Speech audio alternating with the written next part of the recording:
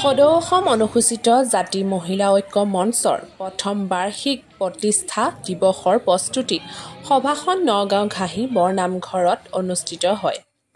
উক্ত সভাৰ আৰম্ভণিতে অসমৰ হিয়াৰ আমঠু জুবিন গাৰ্গৰ শ্ৰদ্ধাঞ্জলিৰে আৰম্ভণি কৰে। বৰনামঘৰৰ আই মাতৃ আৰু বাপ বান্ধৱসকলে অহা 17 আৰু 18 নৱেম্বৰত বৰ্ণাঢ্য কাৰ্যসূচীৰে প্ৰতিষ্ঠা দিৱসটি উদযাপন কৰিব বুলি সংবাদ মহলক জানিবলৈ দিয়ে। সদৌ অসম অনুসূচিত জাতি মহিলা ঐক্য মঞ্চৰ সভানেত্ৰী আৰু সম্পাদিকা আৰু বৰনামঘৰ পৰিচালনা সমিতি আমাৰ সতীৰাধিকা শংকৰদেৱে স্বীকৃতি দিছিলে আৰু সন্ধ্যালে আমাৰ সতীৰাধিকা নাট হ'ব আৰু পুৱা আমাৰ বন্তি প্ৰজ্বলন থাকিব আৰু 10 বজাত আমাৰ সাংস্কৃতিক শোভাযাত্ৰা থাকিব। সাংস্কৃতিক শোভাযাত্ৰা আমাৰ প্ৰতিযোগিতামূলক হ'ব। সকলো জাতিৰ সাংস্কৃতিক অনুষ্ঠান থাকিব। তাত কোনো জাতি বিভেদ কোনো নাই। সকলোৱে ইয়াত অংশগ্ৰহণ কৰিব বুলি মোৰ অনুৰোধ থাকিল।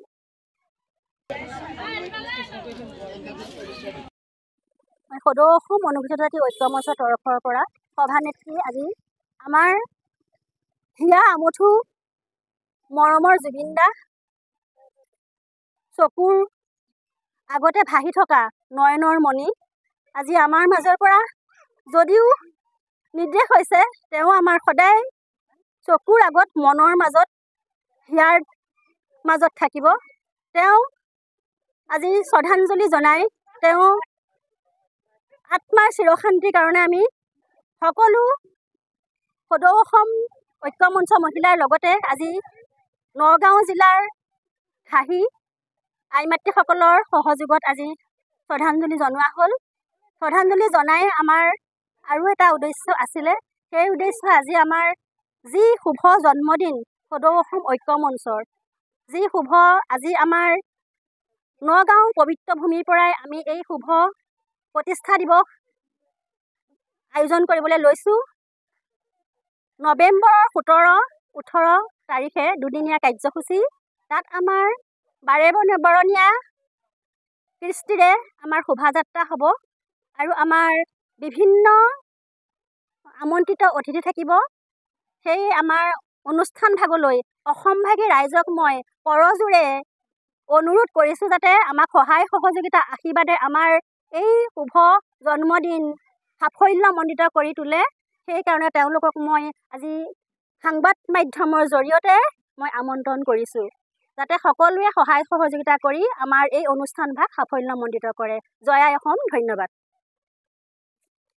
নমস্কাৰ। সদৌ অসম অনুসূচিত জাতি মহিলা ঐক্য মঞ্চ আৰু নগাঁও জিলা অনুসূচিত জাতি মহিলা ঐক্য মঞ্চ আৰু ঘাঁহি ৰাইজৰ সহযোগত আজি মৰমৰ জুবিন দা যি আমাৰ হিয়াৰ আমঠুৰ আজি আমাৰ মাজৰ পৰা হেৰাই গৈছে। হেৰাই যোৱাৰ বাবে আমি গোটেই অসমৰ সকলো ৰাইজক আমাৰ কন্দুৱাই থৈ গ'ল। যিয়ে ৰাইজে কৈছিল যে জুবিন দা পগলা, কিন্তু পগলা আজি যেনেকৈ কৃষ্ণই গোপীসকলক বলিয়া কৰিছিল, পগলা কৰিছিল, ঠিক আজি জুবিন দাই আমাক সকলো ৰাইজৰ অসমবাসীক কেঁচুৱালৈকে পগলা কৰি থৈ গ'ল।